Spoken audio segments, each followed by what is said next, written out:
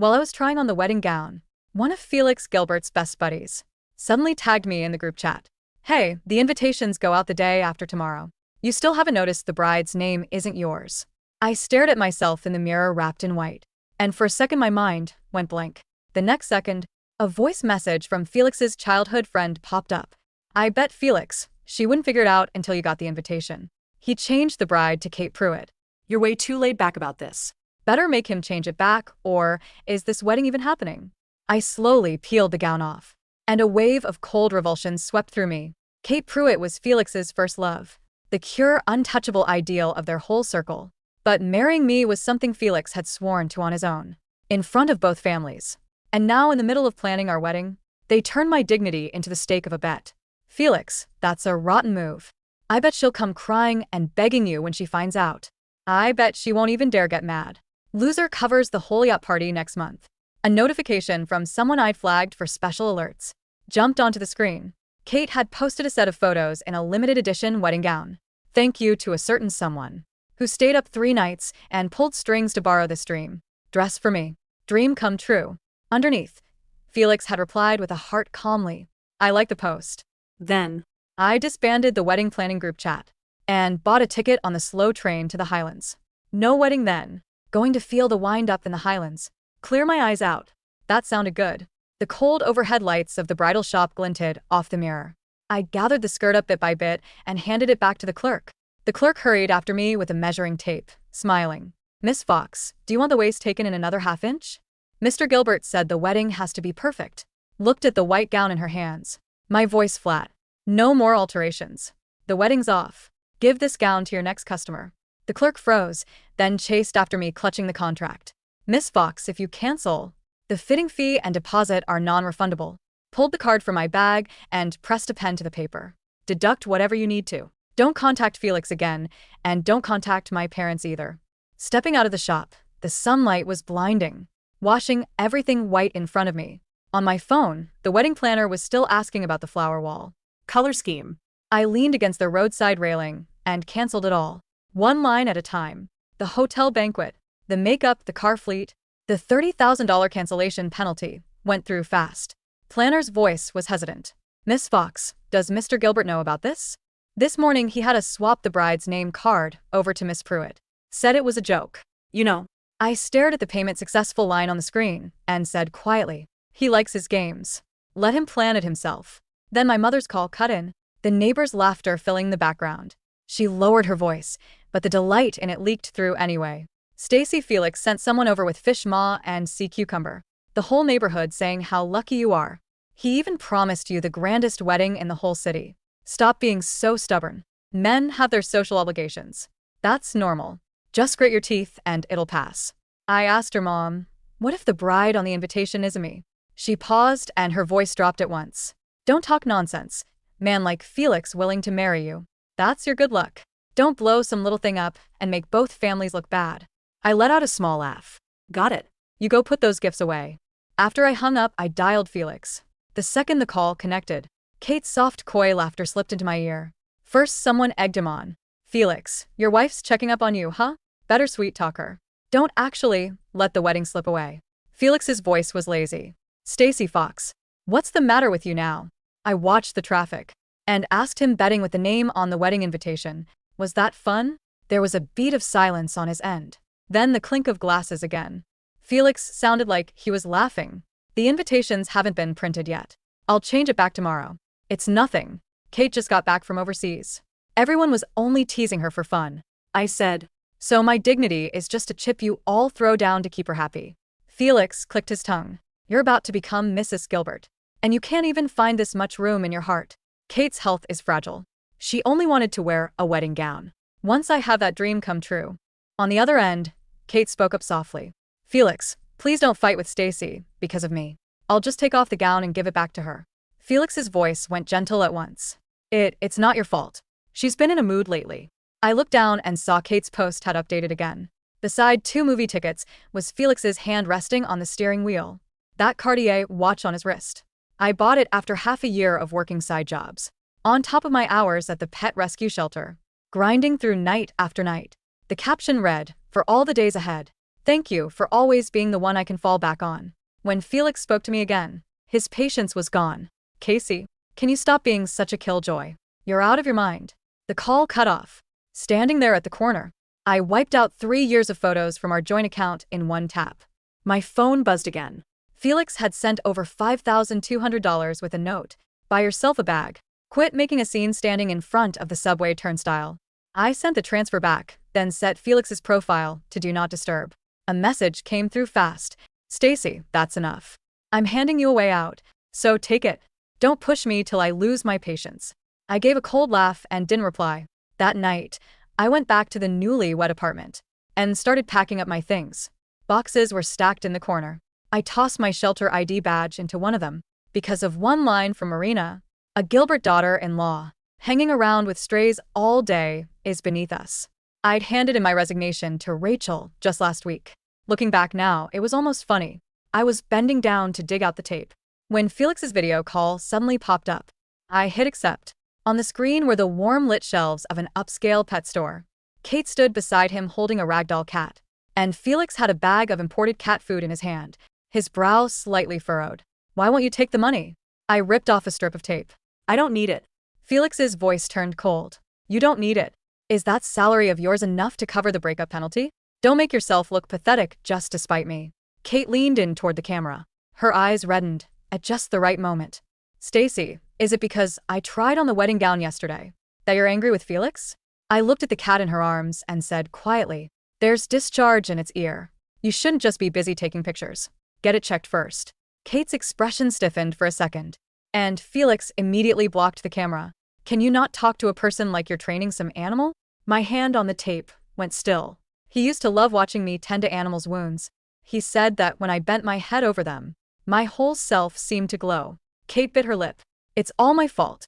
My health isn't good, and I got fixated on wearing a wedding gown. I'll delete the photos right now. Felix reached up and pulled her in by the shoulder, his tone softening. Delete nothing. You did nothing wrong. When he turned back to me, he went cold again. Stacy, look at how understanding Kate is. Then look at yourself. So petty it wears everyone out. Closed the box and said, the two of you suit each other. Felix acted like he hadn't understood. After 2 seconds of silence, he laughed. Fine. Keep up the act. Tomorrow. I'll have my assistant reprint the invitations, hung up the video. A new message popped up in the Gilbert family group chat. Marina Gilbert posted 9 photos captioned, finally got to meet the Miss Pruitt that Felix is always mentioning. So gracious and well-bred. No wonder everyone adores her. The photos were from a private Gilbert family brunch. 8 Puerto Ricans sat beside Marina, and Felix leaned in to place a shrimp dumpling on her plate. Marina messaged me privately soon after, Stacy, Miss Puerto Rican, came all this way to visit. So we entertained her a little. Don't read too much into it. A Gilbert daughter-in-law should have a big heart, I replied. Ma'am. Felix and I have broken up. The wedding is cancelled, too. Marina called at once, her tone turning sharp. What kind of child are you? Felix is willing to settle down and marry you. He's already given you plenty of face. I set the phone down on the table and went on, sealing the cardboard box. She kept her anger clamped down on her end. Kate is the one who got away from Felix's younger years. It's perfectly normal for a man to carry a bit of his past. Hold on too tight, and you'll only push him further away. I said, then let him be pushed away. The line went quiet for a moment. Then Marina let out a cold laugh. Don't come crying. Later. The Fox family took plenty of our gifts. This really blows up. It won't be the Gilberts who look bad. I hung up and swept the plush toy, the couple's mugs, and the photo album Felix had given me into a trash bag. At the very bottom of the closet was a gray sweater, only half finished. I've been knitting it for Felix. His stomach was weak, and his hands always went cold in winter. I pulled the yarn apart, the wool spilling loop by loop around my feet, like all the lines I'd surrendered over and over across 3 years. The pickup guy from the local recycling service came fast. He hefted the bags and asked, You don't want any of this? Yes. I nodded no. Please, just clear it all out. The apartment emptied out little by little, until all that was left was the ring of keys, still hanging by the entryway. The door rattled twice. It was pushed open from outside a moment later, and Felix stood in the doorway wheeling 2 pink suitcases. Felix swept his eyes over the living room and frowned at me. Why do you strip the place bare like this? He peeked out from behind him, the cat still cradled in her arms. Her voice timid, Stacy. Is this a bad time for me to come by? Felix rolled the suitcases in, as if it were the most natural thing in the world. Pipes burst in her rental.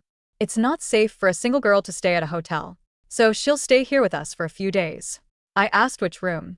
Felix pushed the cases toward the master bedroom. Kate's picky about beds. I'll take the master for now. You tidy up the spare room. Kate hurriedly caught his sleeve. Felix, don't be like that. Stacy will be upset. I can sleep on the couch. Really? Felix bent his head to soothe her. You're not well. Don't put yourself through that.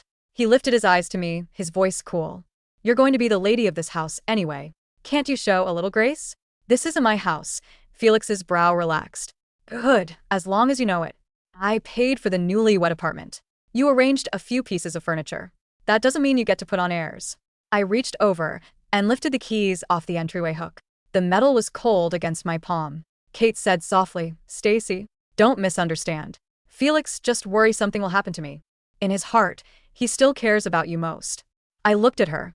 That movie ticket you posted last night, was it a good film? Something flickered in Kate's eyes. Felix stepped in front of her. Are you done? What does Kate owe you? I said, she doesn't owe me anything. You do.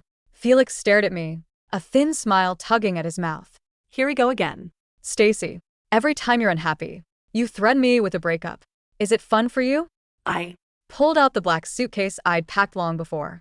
The wheels ground across the floor. With a faint sound, the smile faded from Felix's face.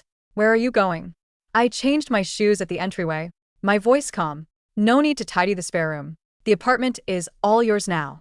Take your time settling in, Felix. We're done.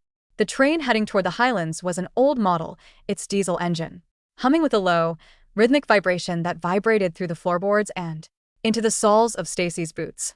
Outside the window, the neon gridlock of the city slowly thinned, replaced first by the gray, sprawling suburbs, and then by the dark, undulating shapes of the northern hills. The carriage smelled of wet wool, faint coal smoke, and the sharp, clean scent of rain-dampened earth drifting through the gaps in the window frames. Stacy leaned her forehead against the cool glass. The skin of her temple throbbed slightly, a dull ache left over from the blinding afternoon sun outside. The bridal shop. For 3 years, her life had been measured in increments of Felix's schedule, his late-night business dinners, his weak stomach that required boiled barley tea at precisely 6 in the evening, the sudden whims of his sister Marina, and the constant, suffocating expectations of the Gilbert family. Now, her phone lay on her lap, its screen dark. Every few minutes it would buzz, with a vibration that felt like a tiny, desperate animal trapped in her palm. Stacy, don't be ridiculous. Where are you? Felix sent 8:12 p.m. Stacy, your father is furious. You've humiliated us in front of the Gilberts. Call me back. This instant. Mom. Sent 8:30 p.m. Stacy. Felix is in a terrible mood. If this is your way of getting attention, it's working, but not in the way you want. Apologize now. Marina. Sent 8:45 p.m. She didn't block them. She simply turned off the notifications, letting the messages pile up like dead leaves on a porch. There was a quiet, almost clinical satisfaction in watching the numbers accumulate without feeling the urge to press her thumb to the screen to clear them. The train lurched, rounding a bend. In the reflection of the glass, Stacy looked at her own face. She was 26, but the past 3 years had carved a faint, permanent line of exhaustion between her brows. Her hands, usually callous from her work at the pet rescue shelter, looked strangely pale and empty without the heavy, platinum-plated promise ring Felix had given her on their second anniversary, a ring she had left on the kitchen counter, right next to the neatly stacked spare keys. The conductor, an elderly man with a silver mustache and a heavy woolen vest, shuffled down the aisle. He paused by her seat, his eyes crinkling. Going all the way to the end of the line, lass? He asked, his accent thick with the low, rolling tones of the north. Yes, Stacy said, her voice sounding thin and unfamiliar to her own ears. To the Glen. A good place for a quiet mind, the old man nodded, punching her ticket with a metallic clack. The wind up there doesn't care much for city troubles. It just blows. That's exactly what I'm hoping for, she murmured. When the train finally ground to a halt at the small, stone-built station of Glenmore, the clock on the platform read nearly midnight. The air here was entirely different. It was sharp, smelling of pine needles, peat, and the cold water of the nearby loch. Stacy dragged her single black suitcase onto the gravel platform. The station was deserted save for a single yellow lantern hanging from the wooden eaves, swaying gently in the damp breeze. She pulled her coat tighter around her shoulders, took a deep breath of the cold air, and felt the first genuine stitch of relief in her chest. Behind her, the train hissed, its brakes releasing as it prepared to continue its slow crawl deeper into the mountains. She didn't look back. In the penthouse apartment in the city, the silence was of a different kind.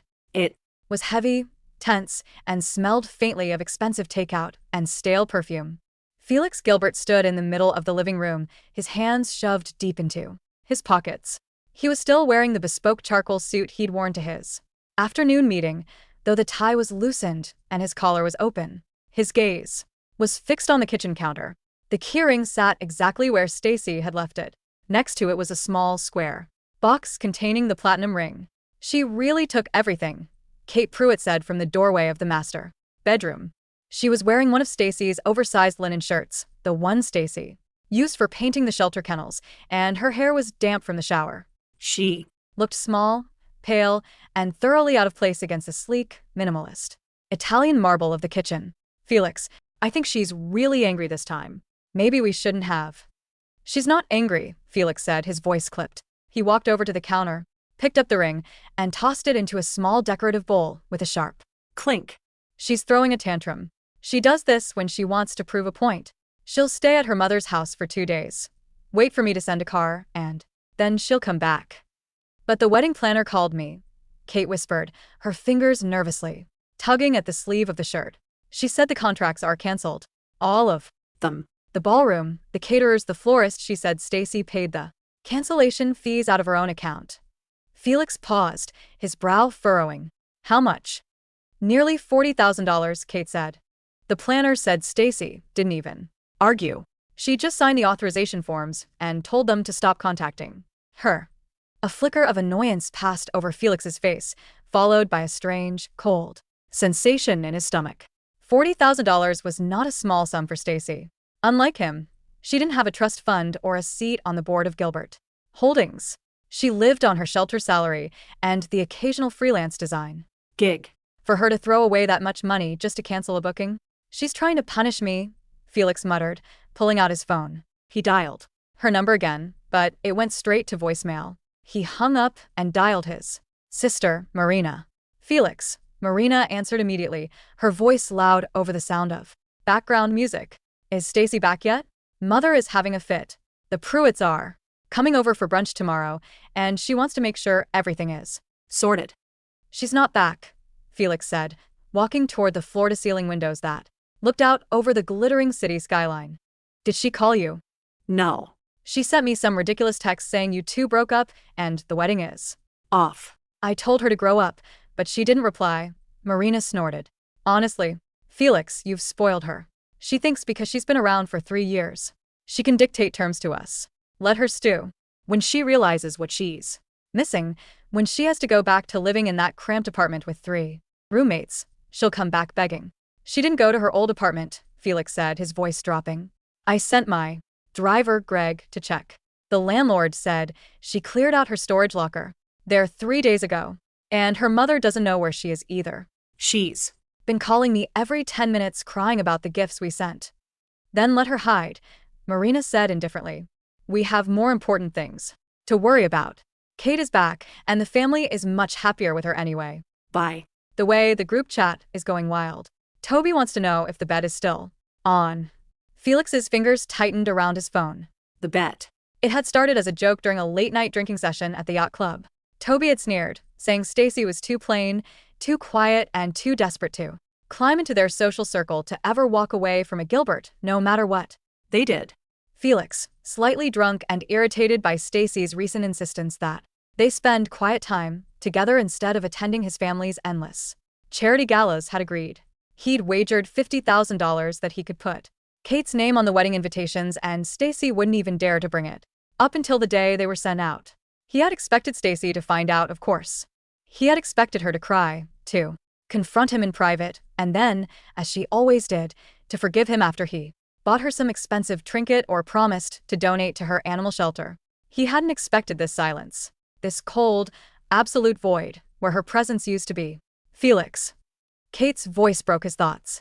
She had come closer, her hand resting gently on his arm. She smelled of the lavender body wash Stacy always bought. My stomach, it's hurting a little. Could you make that tea?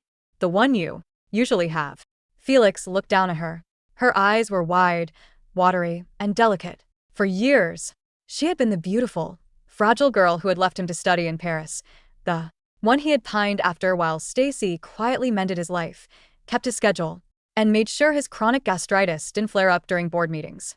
I don't know how to make it, Felix said, his voice flat. Stacy always made It. Oh. Kate's face fell slightly, her lips curving into a small, disappointed pout. Well, can we just order something? The kitchen is so empty. There isn't even milk in the fridge. Felix looked at the stainless steel refrigerator. For 3 years, it had been stocked with fresh greens, homemade soups in glass jars labeled with dates, and his favorite cold brew coffee. Now, there was nothing but a bottle of expensive champagne and a jar of mustard. He felt a sudden, sharp pinch in his upper abdomen, the familiar, burning warning of his stomach acting up. We'll order, Felix said, turning away from her. He picked up his phone and Sent another message to Stacy. If you're trying to make me feel guilty, it's not working. Come home, Stacy. we Need to talk. The message remained marked as sent, but not delivered. The Highlands did not offer comfort. They offered work. The cottage Stacy had rented belonged to an old friend of her former shelter director, a woman named Rachel who had retired to a small farm near the northern coast. The cottage was small, built of dark granite with a roof of green slate that leaked slightly when the wind blew hard from the north. It was cold drafts, Whistling through the floorboards, and the heating was run on a peat-burning stove that required constant attention. Stacy spent her first 3 days cleaning. She scrubbed the flagstone floors until her knuckles were red, polished the small oak table near the window, and washed the heavy woolen blankets in a tin tub in the yard. The physical labor was exhausting, leaving her muscles aching, and her mind blessedly numb. By the time the sun dipped behind the jagged peaks of the mountains at 5 in the evening, she was too tired to think of Felix, or her mother, or the wedding gown she had left behind. On her 4th morning, she walked down to the local veterinary clinic and wildlife sanctuary, a low-slung timber building situated on the edge of the luck. The sanctuary was run by a man named Logan Vance. He was 35, tall, with broad shoulders and the quiet, steady demeanor of someone who spent more time with animals than with people. His hair was dark and constantly windblown, and his hands were scarred from years of handling birds of prey and feral sheep. When Stacy walked into the reception area, he was busy bandaging the wing of a young barn owl. The bird was clicking its beak in anger, its golden eyes wide with panic. Hold her head gently, will you? Logan said without looking up, his voice low And gravelly. just behind the crown. Don't squeeze. Stacy didn't hesitate. She stepped forward, slipped her hands, practiced and calm, around the owl's head, avoiding the sharp beak, and held the bird steady. Her touch was firm but light. The owl's frantic breathing began to slow, its body relaxing slightly under her palms. Logan worked quickly, wrapping the splint with clean white gauze and securing it with a strip of adhesive. Once he was finished, he gently took the bird from her and placed it in a darkened wooden crate. You've done this before, he said, wiping his hands on a clean towel. He looked at her, his gray eyes intelligent and assessing. You're Rachel's friend from the city. Stacy Fox, she said, extending a hand. I used to run the rehabilitation program at the shelter in the south. Logan took her hand. His grip was warm, dry, and brief. Logan Vance. Rachel said you might be looking for work. We don't pay much here, mostly just what we get from council grants and donations, but we have more injured animals than we do hands. I don't need much, Stacy said, looking around the clean, rustic clinic. The walls were lined with wooden shelves holding amber medicine bottles, clean towels, and records of local wildlife. It was a far cry from the high-tech, glass and steel clinic Felix had offered to buy her in the city, a clinic she would have had to run under the Gilbert family brand, wearing designer scrubs and hosting charity luncheons for wealthy donors. Good, Logan said, reaching for a wax jacket hanging from a wooden peg by the door. Because the sheep on the West Ridge have a touch of foot rot, and the Sanctuary fences need mending before the weekend gales. Let's get started. For the next 2 weeks, Stacy's life was defined by the elements. She wore thick oilskin coats, heavy rubber boots, and a knitted cap that covered her ears. Her skin, which had once been pampered with expensive facials paid for by Felix's credit card, grew flushed from the wind and lightly freckled by the rare bursts of pale northern sunlight. Her hands became rough again, the skin near her thumbs splitting slightly from the cold water and the rough rope of the animal pens. But she slept. For the first time in 3 years, she slept 8 hours a night without waking up in a cold sweat, dreaming of seating charts, bridesmaid dresses, or the sharp, critical tone of Marina's voice. One evening, after she and Logan had finished feeding the seals in the recovery pool, they sat on the wooden bench overlooking the water. The sun was setting, painting the sky in long, bruised streaks of purple and gold. Logan handed her a tin mug of dark, bitter tea. "You're quiet today, Stacy." "Just thinking," she said, wrapping her hands around the warm mug. About how "Much noise there is in the city. you don't realize how loud it is until it's Gone. People in the city spend a lot of time trying to build things that won't fall down," Logan said, staring out at the dark lock. "Up here, we just try to build things that can bend with the wind. It's less exhausting." Stacy looked down at her tea. "I spent 3 years bending. I thought if I bent far enough, I'd eventually find a way to make everyone happy." "And did you?" "No," Stacy said, a faint, iron-hard smile touching her lips. "I just broke." Logan didn't ask for details. He didn't ask about the wedding or the man whose name had been splattered across her social media accounts for years, or the frantic calls she occasionally received and ignored. He simply nodded, took a sip of his tea, and said, "The wood that breaks is the wood that's dry. Yours is still green, Stacy. It'll grow back." In the city, the Gilbert family was discovering that Stacy's absence was not a temporary inconvenience, but a structural failure. "What do you mean? She didn't pay the wine merchant?" Marina isn't slamming her designer handbag onto the dining table of the Gilbert estate. The family had gathered for their weekly brunch.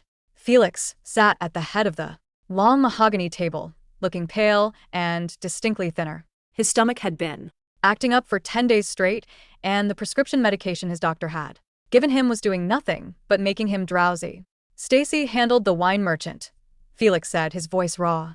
He hadn't slept well in a week. The penthouse, despite Kate's efforts to keep it tidy, was slowly descending into a state of elegant neglect. Kate didn't know how to operate the high-end German washing machine, and 2 of Felix's silk shirts had already been ruined. She had a personal relationship with the vineyard owners. "They gave us a 40% discount because she designed their charity labels." "Well, they've canceled the order," Marina said, her face red.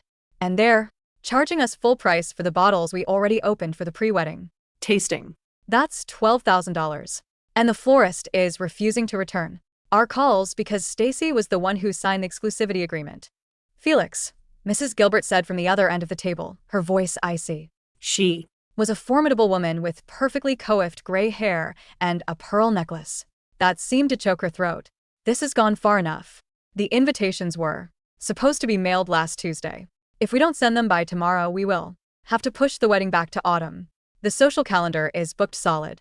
We cannot have a Gilbert wedding in October. It's vulgar." "I sent Stacy another message," Felix said, rubbing his temples.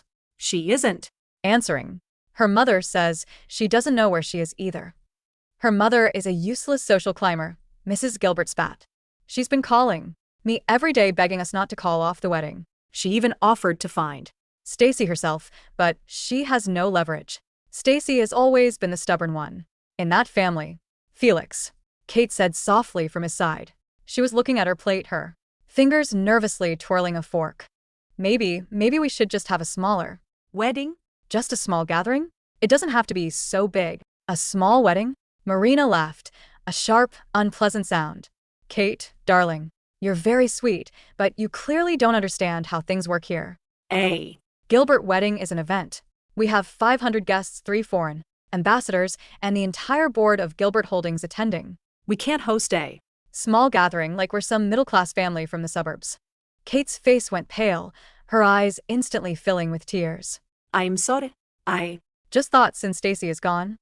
"Stacy is not gone," Felix said suddenly, his voice louder than he intended.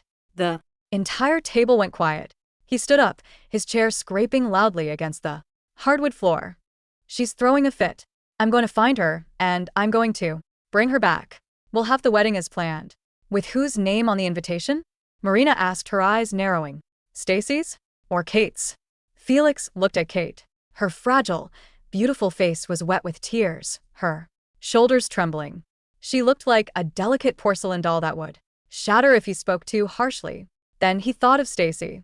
He thought of the way she had looked at him in the entryway of the apartment, her eyes calm, clear, and entirely empty of the devotion that had defined her for 3 years. He remembered the sound of her suitcase, wheels rolling across the floor. Stacy's, Felix said, the word tasting like ash in his mouth. The bet is over. I'm changing the name back. Felix. Kate gasped, her voice cracking. But you said you promised me. It was a joke, Kate. Felix snapped, his control finally breaking. It was a stupid joke with Toby and the guys, and you knew it. You played along because you wanted to wear the dress, and now look at this mess. He didn't wait for her response.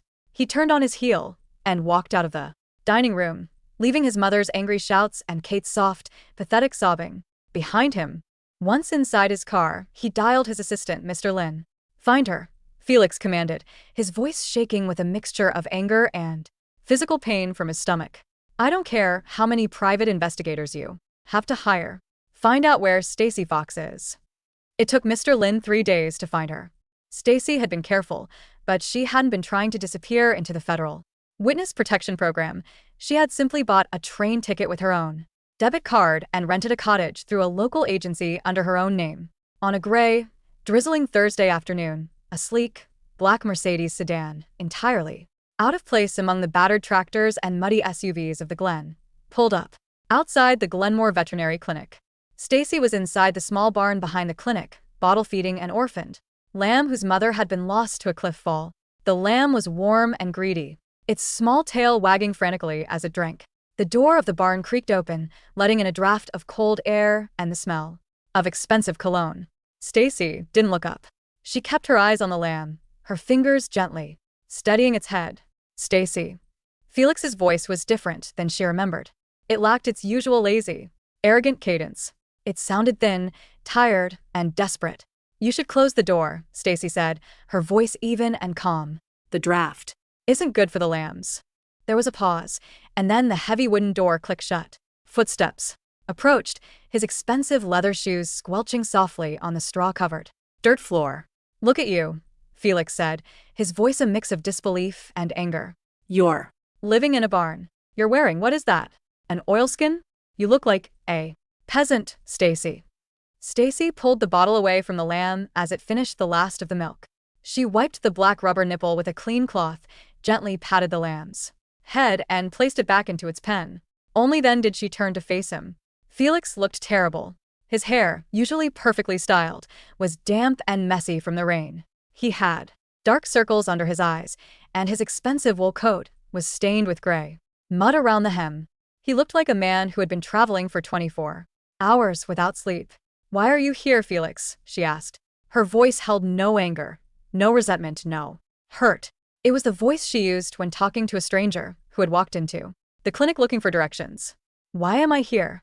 Felix let out a dry, incredulous laugh. You cancel our wedding, throw $40,000 of your own money down the drain, run away to the middle of nowhere without saying a word, and you ask me why I'm here?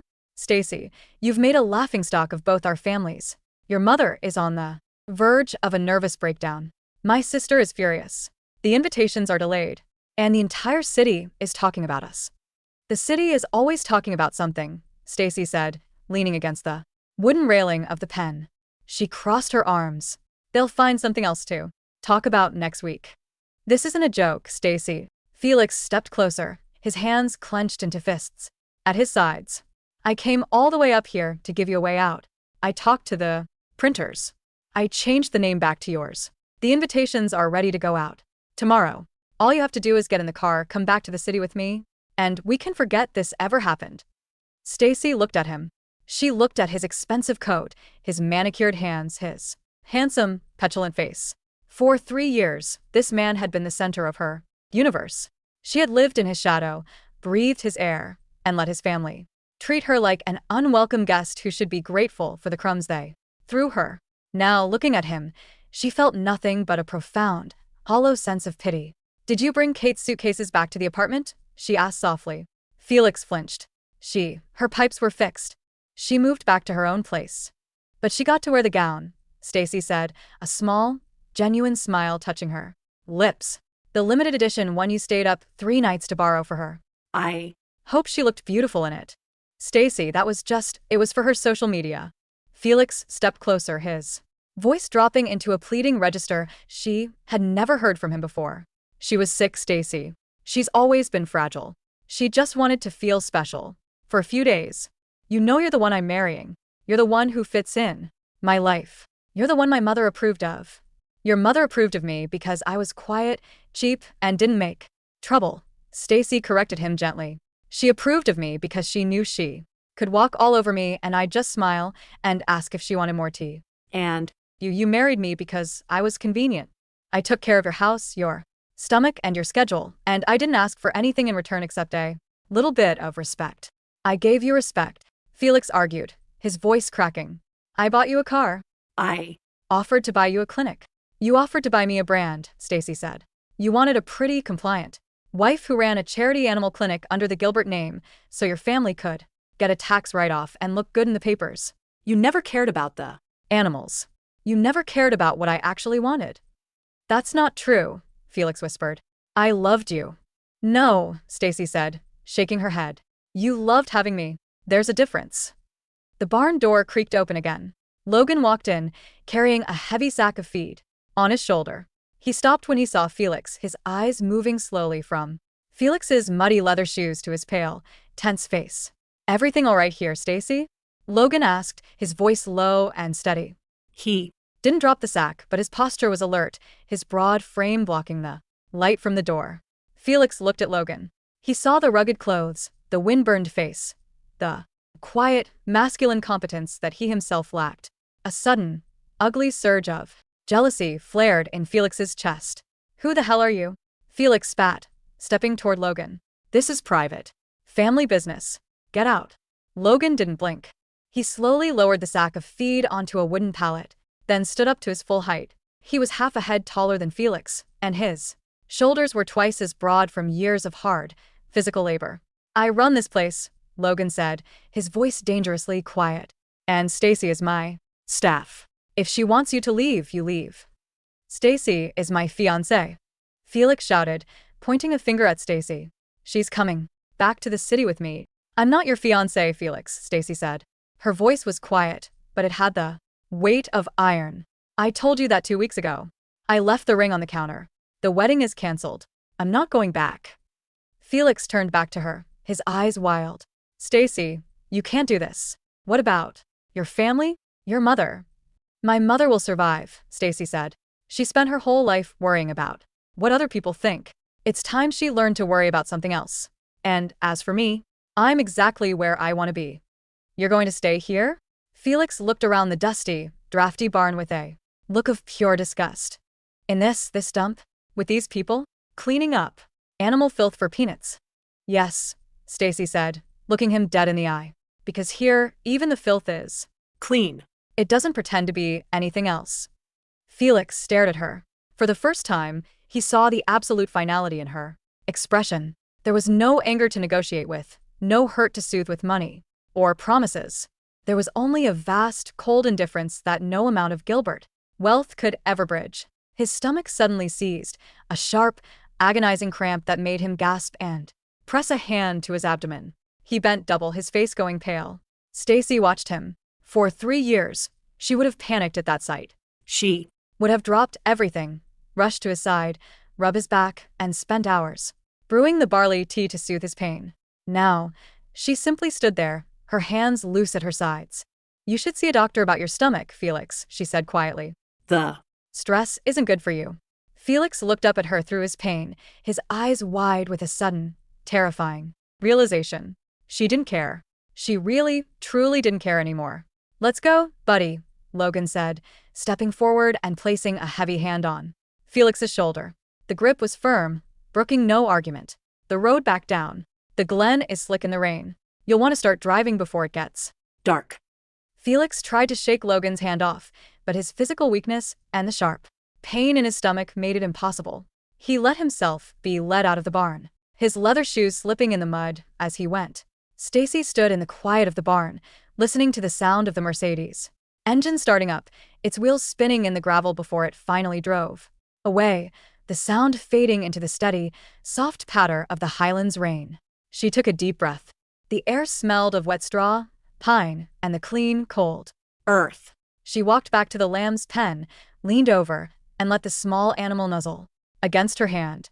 The day the wedding was supposed to take place, the city was treated to a different kind of spectacle. The Gilberts had tried to cover up the cancellation. They had released a brief, vague statement to the press about a postponement due to family health issues. But Toby and the rest of Felix's friends weren't quiet. The story of the bet had leaked. It had started as a whisper in the yacht club, then a post on an anonymous gossip blog, and within 48 hours, the entire story complete with screenshots of the group chat where Felix had boasted about changing the bride's name to Kate Pruitt, was splashed across the local social media channels. The public reaction was brutal. The Gilbert family, who prided themselves on their old money dignity and philanthropic public image, were suddenly the targets of widespread mockery and disgust. The share prices of Gilbert Holdings took a temporary dip as several major charity boards quietly distanced themselves from Marina's annual galas. Stacy's mother called her one last time, her voice hysterical. "They're calling us social climbers, Stacy." The neighbors are whispering behind my back. "Your father's business partners are asking questions. How could you let this happen? If you had just married him, none of this would have come out." "I didn't leak the screenshots, Mom," Stacy said, sitting on the porch of her cottage with a mug of tea. The sun was setting over the loch, casting long, peaceful shadows across the grass. "Toby did, because he wanted to win the bet." But what about us?" her mother wept. "What about your future?" "My future is fine, Mom," Stacy said. "And yours will be too, if you stop caring about what the neighbors say." She hung up, and this time, she took the SIM card out of her phone and tossed it into the small iron peat stove. It flared green for a second, then vanished into the ashes. 6 months later, the spring had arrived in the Highlands. The hills were no longer gray and bleak. They were covered in a vibrant, delicate carpet of yellow gorse and green heather. The air was warm, carrying the sweet scent of blooming wildflowers from the valleys. Stacy stood on the wooden dock of the sanctuary, watching a young seal pup splash in the water. The pup had been brought in with a deep gash from a boat propeller, but after months of care, the wound had healed into a clean, silver scar. Today was the day of its release. Logan stood beside her, holding the wooden crate open. "Ready?" he asked, looking at her with a quiet, warm smile. "Ready," Stacy said. Together, they tipped the crate forward. The seal pup hesitated for a second, looking back at them with its dark, glossy eyes, and then slid smoothly into the cold, clear water of the loch. It swam a few yards out, dived, and then resurfaced, its small head bobbing in the sunlight before it disappeared into the deep blue. Stacy watched it go, her heart feeling light and clean, like a room that had been emptied of old furniture and filled with fresh air. "You've got dirt on your nose," Logan said, reaching out and gently wiping a smudge of peat from her cheek with his thumb. His hand lingered for a second, his skin warm and rough against her cheek, before he let it drop. Stacy didn't pull away. She smiled, looking up into his steady gray eyes. "We have 3 more arrivals coming from the South Clinic tomorrow," she said, her voice soft. "A pair of injured swans and a wildcat kitten." "I know," Logan said, his smile widening. "We'll need to build a new enclosure. For the kitten. Do you think you can handle the timber?" "I can handle anything," Stacy said. And as the wind swept down from the high peaks of the mountains, cold and clean and free, she knew it was the absolute truth.